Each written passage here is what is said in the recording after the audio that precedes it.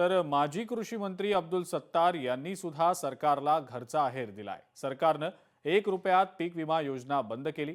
आता शेतकऱ्यांनी करायचं काय असं म्हणत शिंदेंच्या शिवसेनेचे आमदार असलेले अब्दुल सत्तार यांनी विधानसभेत सवाल उपस्थित केला।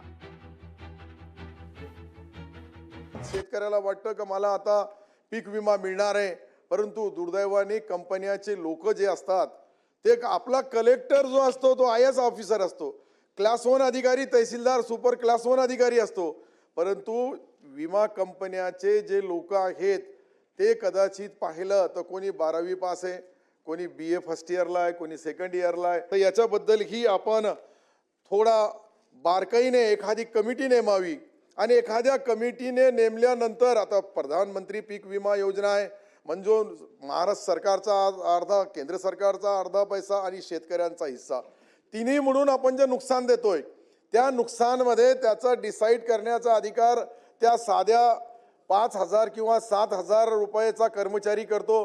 तो कधी कधी शेतकऱ्याशी चिरीमिरी करतो का 1 रुपयामध्ये आम्ही पीक विमा तोही बंद झाला। आता सरकारला तो पैसा शेतकऱ्याला भरावा लागतं 1 रुपया, पण त्यावेळेस नाम मात्र रजिस्ट्रेशन फीस ठेवली होती, याची ही नोंद घ्यावी।